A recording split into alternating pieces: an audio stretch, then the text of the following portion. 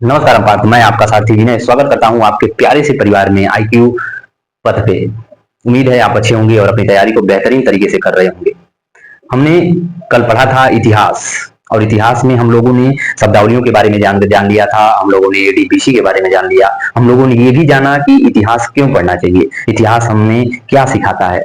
और last point ये था कि हम लोगों ने कि प्रागैतिहासिक काल को हम लोगों ने पढ़ लिया था, और प्रागैतिहासिक काल में हम लोगों ने दो पॉइंट देखा था, एक पाषाण काल, दूसरा ताम्रपाषाण काल। आज वही हम लोग जानेंगे कि पाषाण काल। आइए देखते हैं हम लोग। आज का विषय जो है हमारा यही है, पाषाण काल। कि पाषाण काल क्या है। पाषाण काल, पाषाण काल का मतलब होता है, पाषाण का मतलब होता है पत्थर, और काल का मतलब होता है समय। कि पत्थरों के जो औजार होते थे, इस समय जो आपको पत्थरों से देखने को मिलेगा, आपको पत्थरों के हथियार देखने को मिलेंगे, वो ऐसा कालखंड जहां की जानकारी हमें पत्थरों से मिलती हो, उसे ही हम लोग कहते हैं पाषाण काल। समझ में आया होगा आपको। पाषाण काल हम तीन भागों में बांटते हैं। एक पूरा पाषाण काल, पूरा पाषाण काल, पूरा पाषाण काल, मध्य पाषाण काल,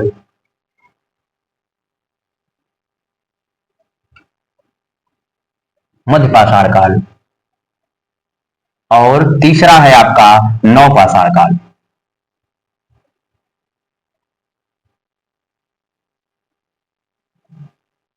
नव पाषाण काल, ये तीनों आप लोगों को पता होना चाहिए कि पाषाण काल कितने भागों में बटा हुआ है। पाषाण काल आपको तीन भागों में देखने को मिलेगा। पहला आपको देखने को मिलेगा कि पूरा पाषाण काल, दूसरा आपको मिलेगा मध्य पाषाण काल, और तीसरा आपको देखने को मिलेगा नव पाषाण काल। अब आइए हम लोग देखते हैं पहला ही कि पाषाण, पूरा पाषाण काल की जानकारी हम लोग लेते हैं और तीनों को विस्तार से जानेंगे। पहला हम लोग देखेंगे कि पाषाण काल। पहला आप लोगों को देखने को मिलेगा कि पाषाण काल,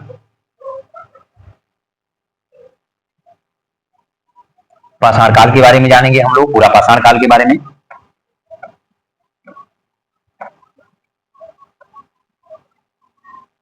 पूरा पाषाण काल, पूरा पाषाण काल की जानकारी हमें कैसे मिले। पूरा पाषाण काल की परिभाषा क्या है कि ऐसा कालखंड जिसकी जानकारी पुराने पत्थरों से, पुराने पत्थरों और हथियारों से मिलती है।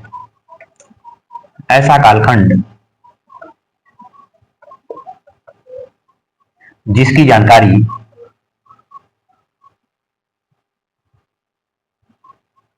जिसकी जानकारी पुराने पत्थरों,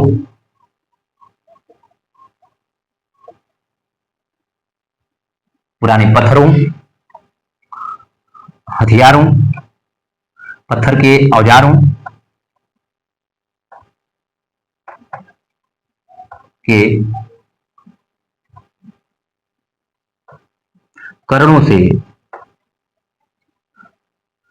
पत्थरों के उपकरणों से पहचानी जाती हो।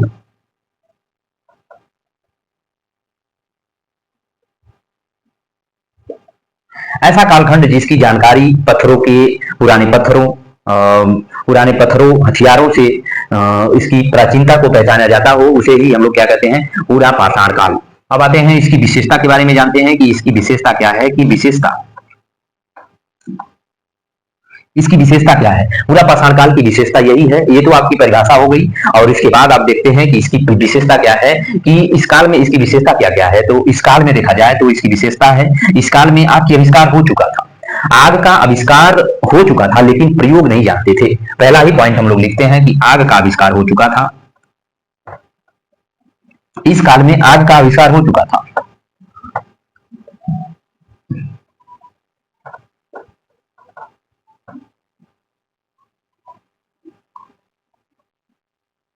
हुआ था, पर उपयोग नहीं करना, उपयोग करना नहीं जानते थे, उपयोग करना नहीं जानते थे।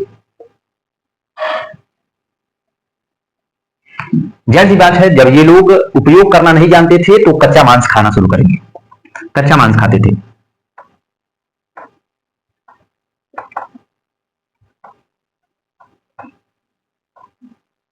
कच्चा मांस खाते थे।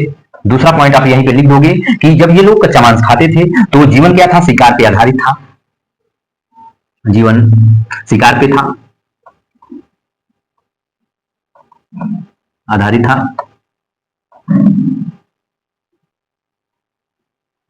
जीवन शिकार पे आधारित था।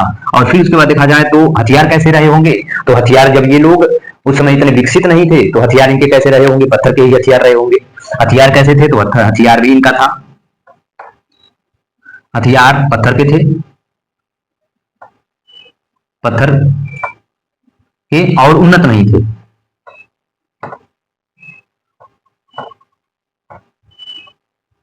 के नहीं थे, उन्नत प्रकार के नहीं थे। और फिर उसके बाद अगर देखा जाए तो हथियार उन्नत प्रकार के भी नहीं थे। और फिर उसके बाद अगर देखा जाए तो दूसरा पॉइंट यहीं पे आप यहीं पे दूसरा लिखिएगा कि ये लोग जीवन अस्थायी नहीं था, जीवन अस्थायी नहीं था, जीवन अस्थायी नहीं था। जब जीवन अस्थायी नहीं था तो ये लोग अपने खाना को, जो खाना रहता था, खाद्य संग्राहक भी नहीं थे, खाना को इकट्ठा भी नहीं करते थे। तो आप ऐसे ही जान सकते हो कि ये लोग खाद्य संग्राहक भी नहीं थे।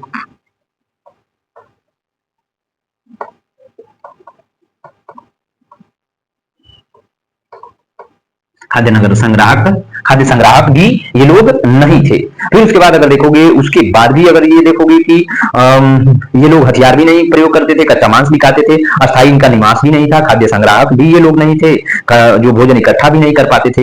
ये लोग घुमंतु जीवन, जब ये लोग अस्थायी निवास ही नहीं करते थे, खाद्य संग्राहक भी नहीं थे, तो आप जानोगे यहीं पे लिख लो कि ये लोग अपना जीवन घुमंतु जीवन था।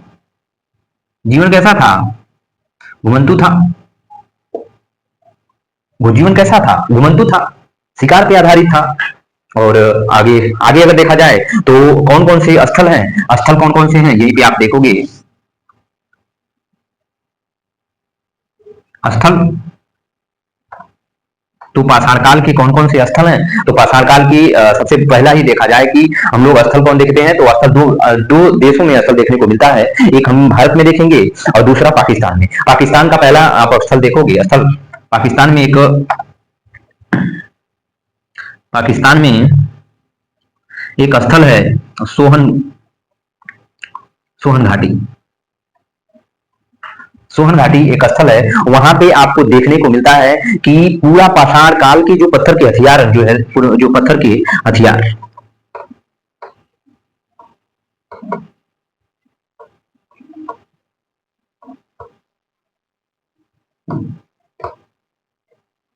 पत्थर के हथियार पाए गए हैं। ये सोहन घाटी आपको देखने को मिलता है पाकिस्तान में। सोहन नदी है, वहीं पे आपको देखने को मिलता है कि वहां पे जो पत्थर के हथियार मिले हुए हैं वो कहाँ के हैं, जो पत्थर के हथियार मिले हुए हैं ये पाषाण काल के हैं, पूरा पाषाण काल के हैं।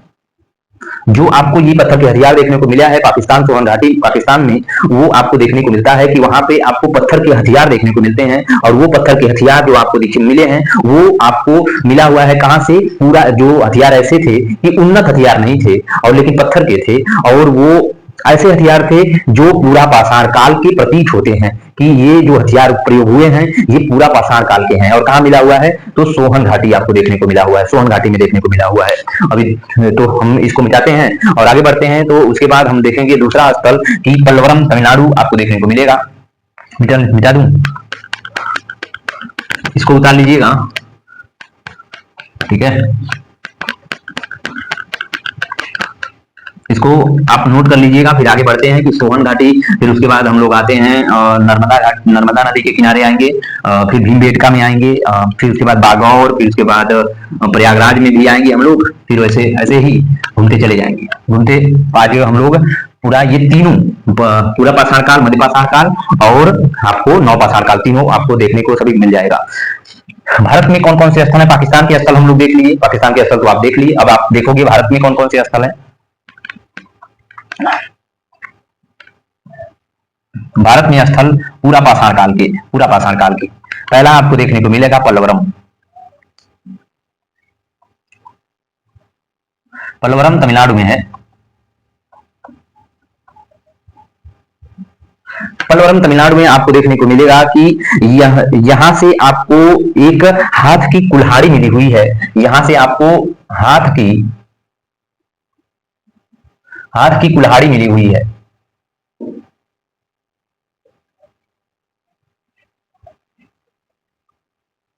हाथ की कुल्हाड़ी मिली है। मिली है, जो पत्थर से बनी हुई है।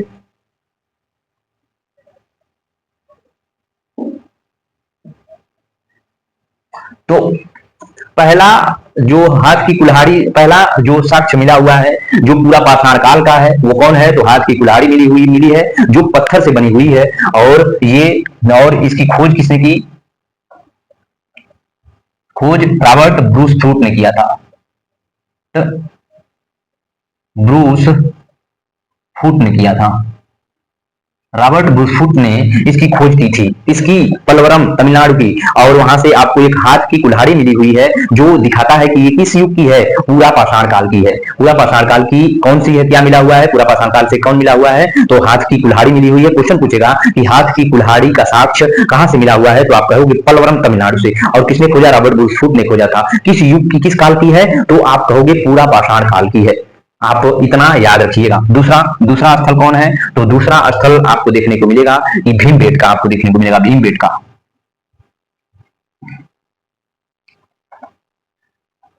भीमबेटका ये मध्य प्रदेश में स्थित है। भीमबेटका आपको देखने को मिलेगा। ये कहां पे स्थित है बाबू? ये स्थित है जो आपको मध्य प्रदेश में स्थित है। और यहां से आपको मानव को गुफा में रहने का साक्ष्य मिला हुआ है। मानव का गुफा में रहने का साक्ष्य मिला है, साक्ष्य मिला हुआ है। और यहीं से ही आपको देखने को मिलेगा चित्रकारी के भी, यहां से भी आपको चित्रकारी के भी साक्ष्य मिले हुए हैं। इस समय जो गुफा में जब देखोगे तो प्राचीनतम जो है चित्रकारी के भी साक्ष्य मिले हुए हैं, चित्रकारी के भी साक्ष्य मिले हुए हैं। प्राचीनतम चित्रकारी का साक्ष्य मिला हुआ है। और भीमबेटका आपको देखोगे, यहीं पे नोट कर लिख लेना कि भीमबेटका जो भीमबेटका आपको देखो, भीमबेटका आपको यूनेस्को की विश्व धरोहर में भी शामिल है। तो ये यूनेस्को के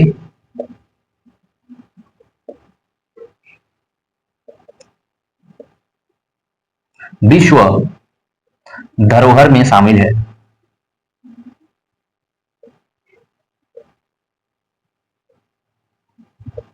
इतना लिख लेना आप ना, ठीक है? दिख रहा है ना? इतना मुझे कमेंट करके बता देना कि दिख रहा है और वॉइस आ रही है कि नहीं आ रही है, इतना बता देना, ठीक है? तो आपको देखने को मिलेगा कि भीमबेटका में मानव के द्वारा गुफा में रहने का प्रमाण मिला हुआ है। आपका प्रमाण ऐसे मिला है क्योंकि उस गुफा में चित्रकारी का जो चित्रकारी की गई है, लगता है कि कोई, जैसे हम लोग अपने घर में रहते हैं तो हम अपने घर में क्या कर देते हैं? जो पेंटिंग कर देते हैं और भी सब कुछ कर देते हैं। तो ह्यूमन जो बिहेवियर है वैसे हम लोग पता कर ली, वैसे ही हम लोगों को पता चलता है कि जब हम अपने घर में रहते हैं तो कुछ ना कुछ चित्रकारी करते रहते हैं। वैसे ही उस गुफा में हमें बस इतना प्रमाण मिला हुआ है कि चित्रकारी की गई है उस गुफा में, भीमबेटका के जो गुफाओं में। और वहां से हमको इतना अनुमान लगा कि यहाँ पे मानव रहता होगा, और जब मानव रहता है जहां, वहां वो कुछ ना कुछ चित्रकारी कर देता है। तो ये आपको प्रमाण देखने को मिला हुआ है। और दूसरा आपको देखने, दूसरा आप देखोगे तो दूसरा आपको बेलन घाटी, आपको बेलन घाटी जो मिला हुआ है, तो बेलन घाटी प्रयागराज में स्थित है। प्रयागराज मिर्जापुर में स्थित है। ये बेलन घाटी प्रयागराज मिर्जापुर, प्रयागराज मिर्जापुर में स्थित है बेलन घाटी। और यहां से आपको, यहां से भी आपको देखने, यहां से भी आपको पूरा पाषाण कालीन पत्थर के औजार मिले हुए हैं। तो यहां से भी आपको पूरा कालीन पत्थर के औजार मिले हैं।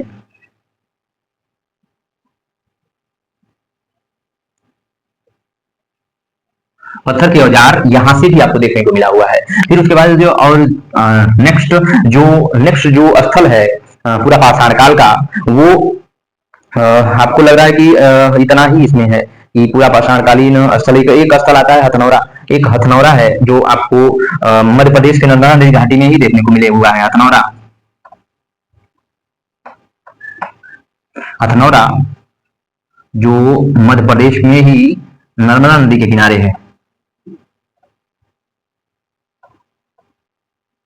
नर्मदा नदी के किनारे हथनौरा कहाँ पे है? तो मध्य प्रदेश में स्थित है और नर्मदा नदी के किनारे स्थित है। ये पहला मानव का साक्ष्य यहीं से मिला हुआ है। हथनौरा में अगर देखोगे तो हथनौरा में पहला मानव का साक्ष्य देखने को मिला हुआ है कि मानव यहाँ रहता था, यहाँ रहता था। मध्य प्रदेश में हथनौरा में आपको देख रहे हो तो मानव का पहला साक्ष्य।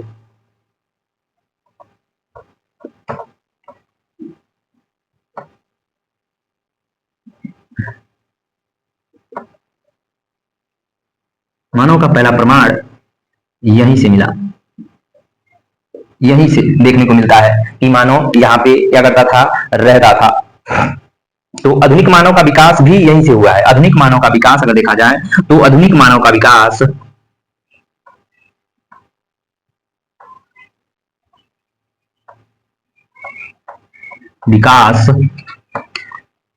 पूरा पाषाण काल से माना जाता है।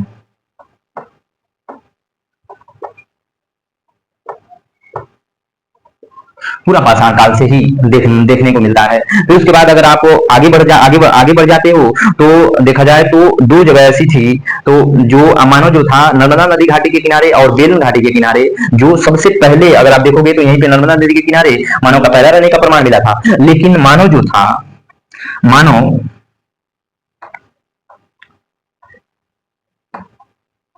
सबसे पहले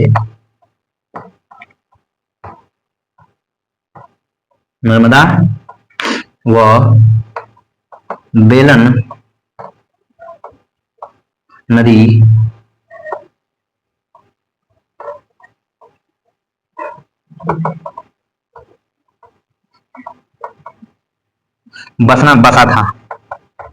बसा था। अब आप कहोगे कि नदियों के किनारे ही क्यों बसना शुरू किया था, तो नदियों के किनारे वो इसलिए बसता था, वहां पे उन लोगों को पानी की उपलब्धता हो जाती थी। और दूसरी बात ये होती थी कि शिकार करने में इनको आसानी होती थी, क्योंकि जानवर जो होते थे पानी पीने के लिए नदियों के किनारे आते थे और इनको मारने में, शिकार करने में आसानी हो जाती थी और इनको पानी की उपलब्धता हो जाती थी और भी पानी से इनको बहुत सुख मिल जाता था। ये आप पूरा पाषाण काल की कुछ जानकारियां देखें। फिर उसके बाद हम दूसरी बात पढ़ना शुरू करेंगे कि मध्य पाषाण काल के बारे में। मध्य पाषाण काल की जानकारी देखेंगे और तब तक लिए उतार लीजिए और उसके बाद हम आगे बढ़ते हैं। मिटा दें तो मध्य पाषाण काल में भी मानव, अब देखोगे तो मध्य पाषाण काल में मानव जो था, अभी भी मानव क्या था, आग का आविष्कार नहीं जाना, आग की ये लोग मध्य पाषाण काल में भी आग का प्रयोग ये लोग नहीं करना जानते थे। और जब आग का प्रयोग नहीं करना जानेंगे तो फिर उसके बाद आपको पता होगा कि जब ये आग का प्रयोग नहीं जानते हैं तो ये लोग भोजन को कैसा खाते होंगे। जो भोजन को ये लोग अभी भी ये लोग कच्चा खाते थे। और फिर उसके बाद देखोगे तो मानव मध्य पाषाण काल में थोड़ा सा क्या हुआ, जानकार हुआ और ये लोग क्या हो गए, पशुपालक हो गए। तो सबसे पहला इन्होंने पालतू पशु बनाया था, किसको, कुत्ते को इन्होंने सबसे पहले पालतू बनाया था। और फिर उसके बाद आप देखोगे कि मानव थोड़ा सा और जानकार हुआ तो ये लोग क्या किए, उन्नत हथियारों का प्रयोग करना जान गए थे। अब दूसरा हम लोग देखेंगे यहीं पे कि मध्य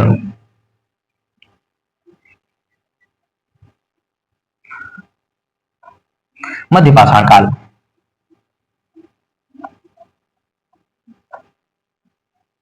मध्य पाषाण और मध्य पाषाण काल की जो यहीं पे आप लोग देख लेते हैं कि विशेषता क्या है।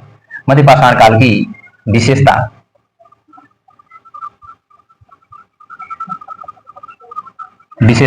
मानव क्या हुआ, पशुपालक बना। मानव पशुपालक बना था।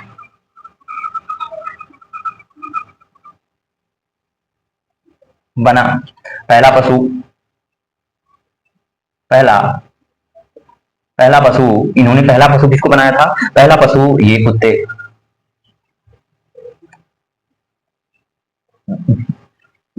पशु नहीं था, पहला पालतू पशु जो था वो इन्होंने कुत्ते को बनाया था। तो फिर उसके बाद देखा जाए तो विशेषता यही है कि मानव क्या था, पशुपालक बन गया था। और दूसरा ये है कि पहला जो पालतू पशु था वो कुत्ता बना था इनका। और फिर उसके बाद देखा जाए तो मानव क्या था, खाद्य संग्राहक बन चुका था। अब मानव क्या था, खाद्य संग्राहक बना। मानव खाद्य संग्राहक बन गया।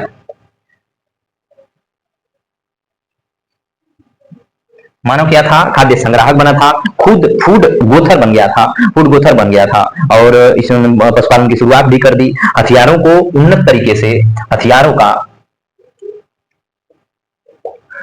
का उन्नत तरीके से प्रयोग किया।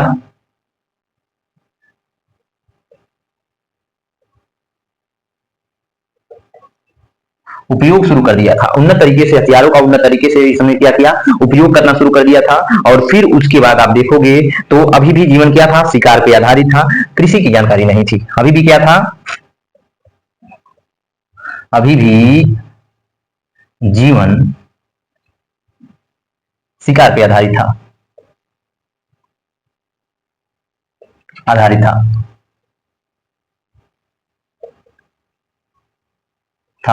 आधारित था, कृषि की जानकारी नहीं थी, कृषि की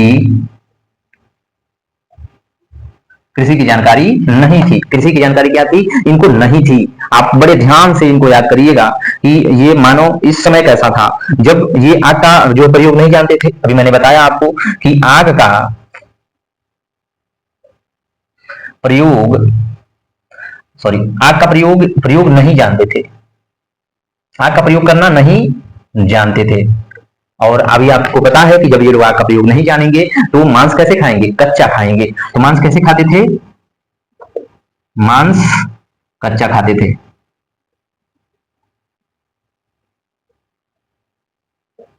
मांस कैसे खाते थे, कच्चा खाते थे। अभी भी इनका जीवन कैसा था, अभी भी इनका जीवन देखोगे तो इनका जीवन अभी भी घुमंतु था।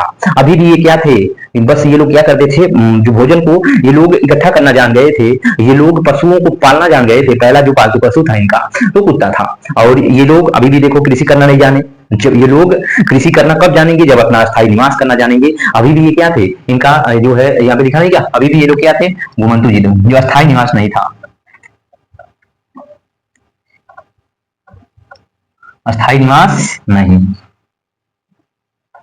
अभी भी इनका स्थायी निवास नहीं था। अभी भी ये क्या थे, दौड़ रहे थे, घूम रहे थे, इधर उधर घूम रहे थे। ठीक है, फिर उसके बाद अगर देखा जाए तो अभी स्थल, यहाँ पे अब स्थल की बात कर लेते हैं कि स्थल कौन कौन से हैं।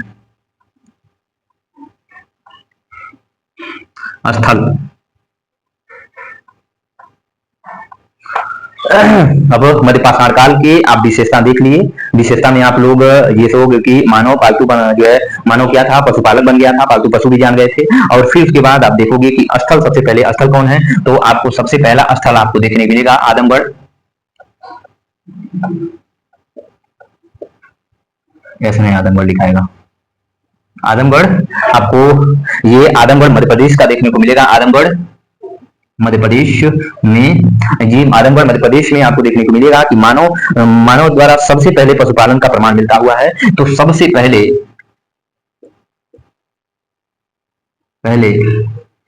पशुपालन का प्रमाण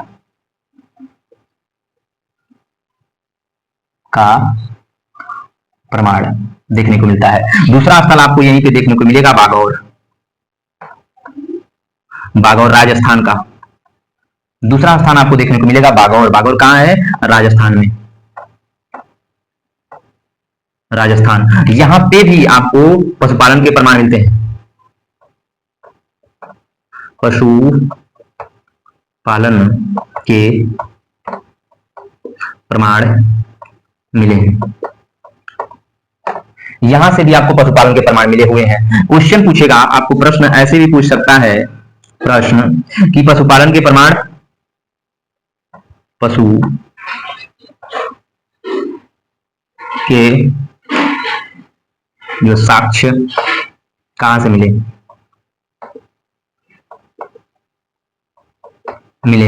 तो पशुपालन के साक्ष्य आपको मिलेंगे कहां से मिले, तो पशुपालन के साक्ष्य कहां से, मध्यपाषाण काल से मिले। और किस स्थान से मिले, तो दो आपको जवाब देना पड़ेगा, आदमगढ़ मध्य प्रदेश का, और दूसरा बागौर। दूसरा आप जवाब दोगे बागौर। लेकिन यहीं पे आपको यहीं पे क्वेश्चन पूछ सकता है, यहीं पे दूसरा प्रश्न आपसे पूछेगा, दूसरा प्रश्न आपसे पूछ सकता है कि पशुपालन का पहला प्रमाण कहां से मिला, पशुपालन का पहला प्रमाण, पशुपालन का पहला प्रमाण कहां से मिला, तो आप जवाब दोगे आदमगढ़, आदमगढ़ मध्य प्रदेश।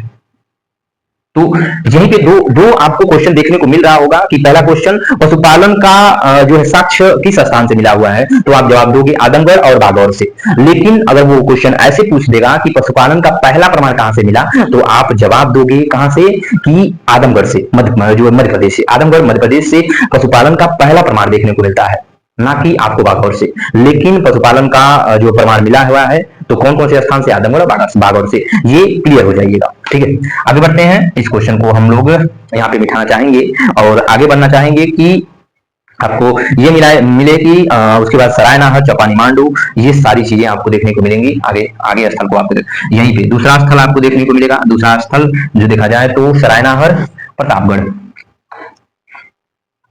राय नाहर, सराय नाहर, प्रतापगढ़ उत्तर प्रदेश। सराय नाहर प्रतापगढ़ है ना, हाँ प्रतापगढ़ ही है, सराय नाहर प्रतापगढ़, प्रतापगढ़ उत्तर प्रदेश। सराय नाहर प्रतापगढ़ उत्तर प्रदेश से आपको देखने को मिलेगा कि बूचड़ खाने का साक्ष्य मिलता है। बूचड़ खाने का साक्ष्य, बूचड़ खाने का साक्ष्य मिलता है। युद्ध का प्रमाण मिलता है, युद्ध का प्रमाण मिला है, युद्ध का प्रमाण मिला हुआ है, युद्ध का प्रमाण मिला हुआ है। और फिर उसके बाद देखा जाए तो युद्ध का प्रमाण मिला है। बाहरी आक्रमणों का भी साक्ष्य मिला हुआ है, बाहरी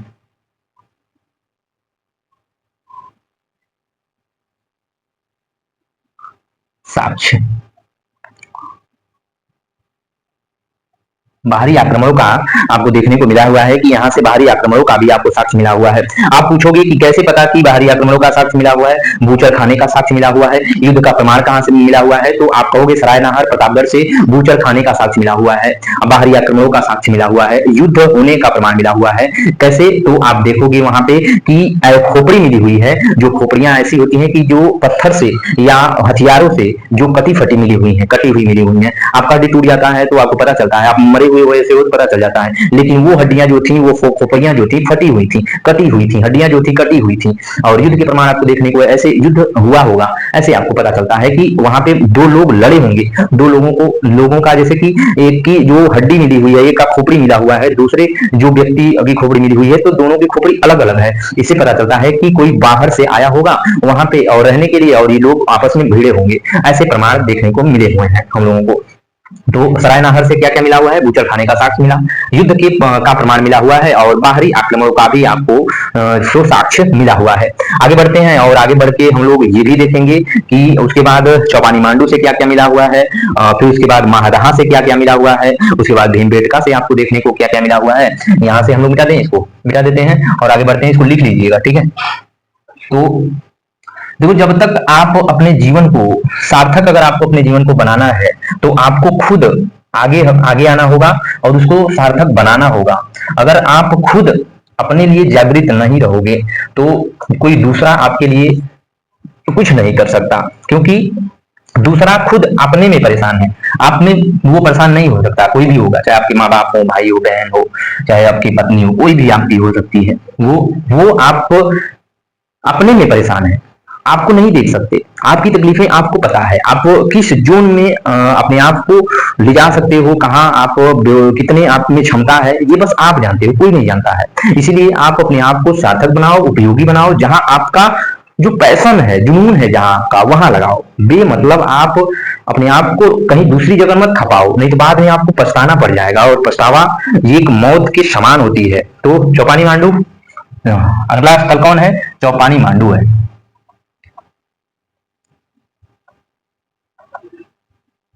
चौपानी मांडू कहां पे है, तो चौपानी मांडू आप देखोगे प्रयागराज में स्थित है, प्रयागराज। चौपानी मांडू कहां पे है, चौपानी मांडू आप देखोगे तो चौपानी मांडू आपको प्रयागराज में स्थित मिलेगी। और यहाँ पे मिट्टी के बर्तन देखने को मिले हुए हैं। यहाँ से क्या मिले हैं, तो मिट्टी के बर्तन मिले हुए हैं, मिट्टी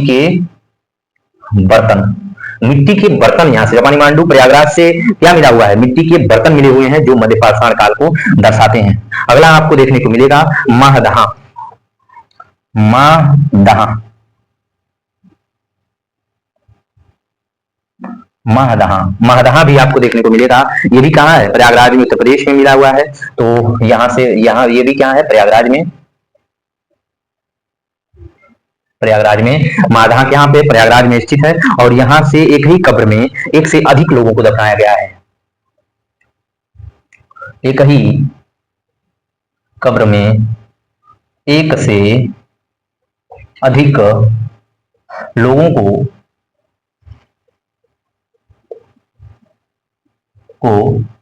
दफनाने का साक्ष्य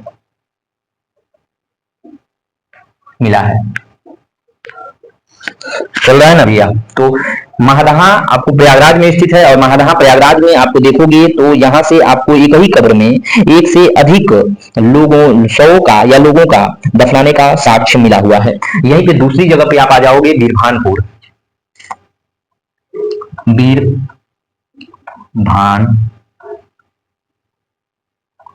बीरभानपुर पश्चिम बंगाल में स्थित है। ये वेस्ट बंगाल, ये बीरभानपुर वेस्ट बंगाल में आपको देखने को मिला है। यहां से पत्थर से निर्मित हथियार मिले हुए हैं। पत्थर से निर्मित हथियार मिले हैं। पत्थर से निर्मित हथियार मिले हुए हैं, यहां से आपको देखने को मिलेगा। टाइम ज्यादा हो गया क्या जी? तो टाइम ज्यादा हो गया होगा तो मैं यहीं पे रोक सकता हूँ, क्योंकि नवपाषाण काल आपको देखने को मिलेगा कि कल हम पढ़ा सकते हैं नवपाषाण काल। ठीक है, नवपाषाण काल और ताम्रपाषाण काल को हम कल भी पढ़ा सकते हैं। तो कुछ पॉइंट हम लोग लिख देते हैं नोट करके यहीं पे। तो आपसे हम कुछ यहाँ पे पूछ सकते हैं कि आपको कि यहाँ के लोग, इस सभ्यता के लोग,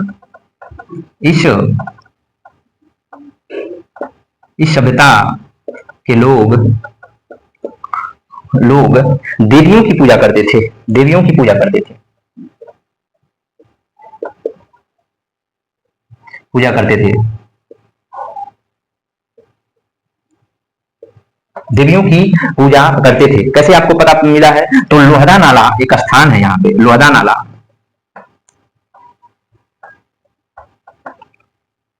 प्रयागराज।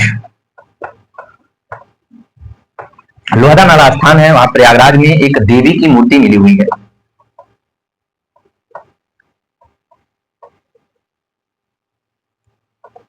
देवी की मूर्ति मिली हुई है जो हड्डी से बनी हुई है,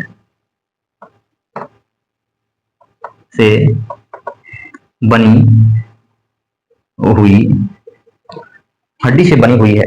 और मातृ देवी की मूर्ति है ये मातृ देवी को कहा जाता है कि ये देवी की मूर्ति जो है ये मातृ देवी की मूर्ति है।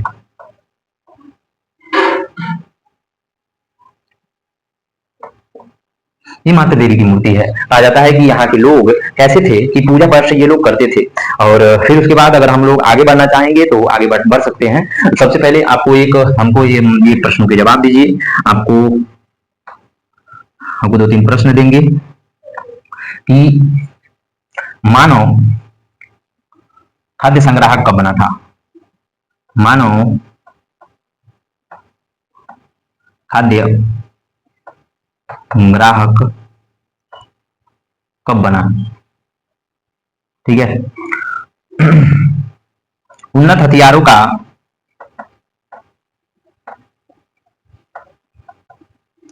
प्रयोग कब करना शुरू किया?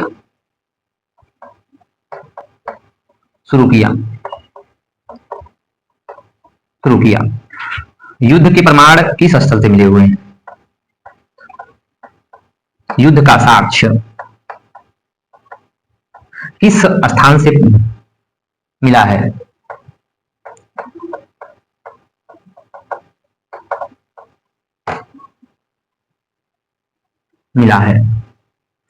ये 3 सवालों के आप जवाब दीजिएगा। तब तक के लिए आप ध्यान रखिएगा, ख्याल रखिएगा। कल हम आपसे मिलेंगे कि नवपाषाण काल के बारे में, और फिर उसके बाद कल ही हम लोग ताम्रपाषाण काल के भी बारे में जान जाएंगे, और फिर उसके बाद संस्कृतियों के बारे में जानेंगे। फिर उसके बाद हम लोग सिंधु घाटी सभ्यता पे आएंगे। ऐसे आगे बढ़ते हैं। अपना ध्यान रखिएगा, ख्याल रखिएगा। नमस्कार भारत।